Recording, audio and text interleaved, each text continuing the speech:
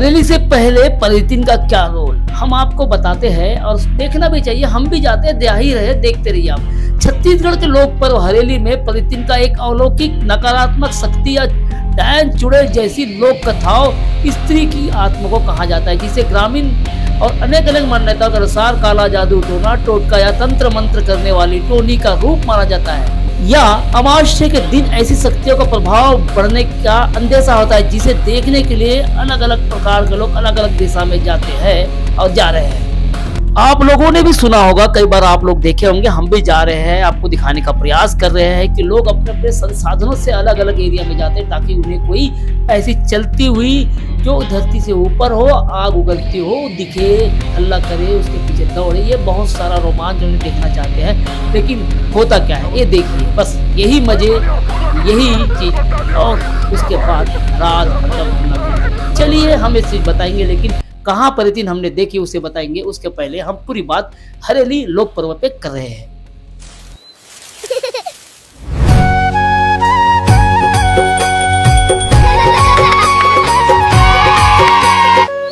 जोहारे बधानो दीदी।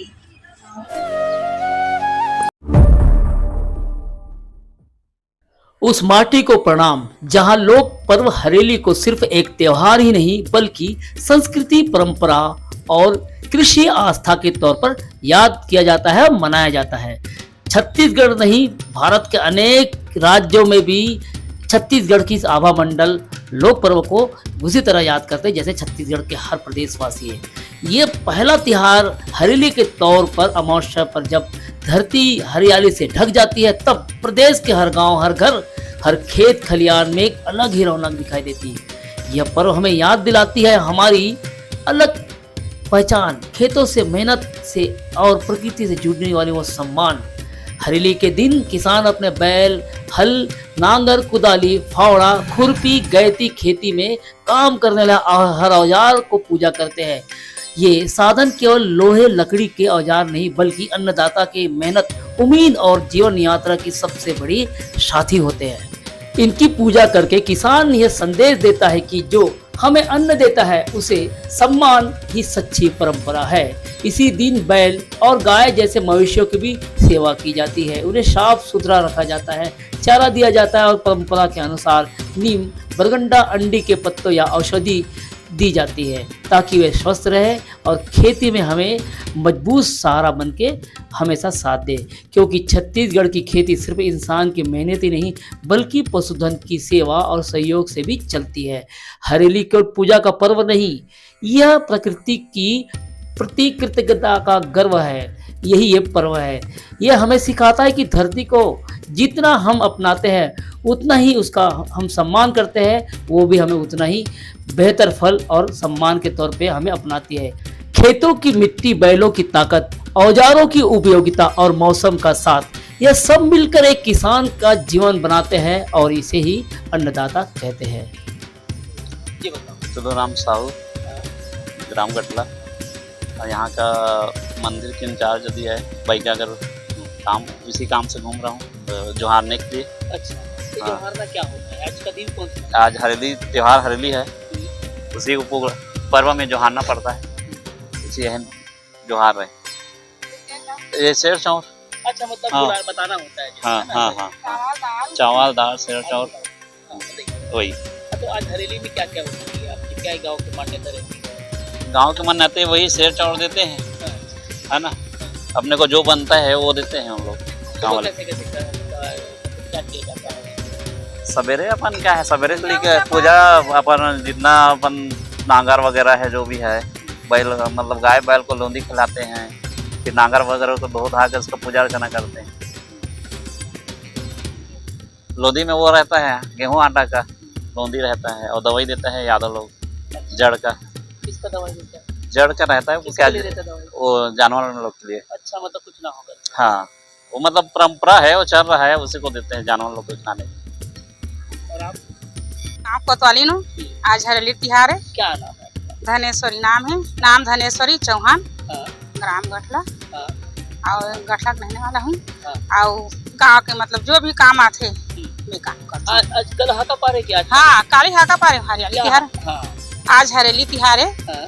कुल काम बंद है। आज हरेली तिहारे हाँ। तिहार मनाते क्या क्या किए हरेली? पूजा पाठ करे कुदारी रापला निकाले हन थो हन पूला कर दिया बत्ती नारियल और तोड़े हन।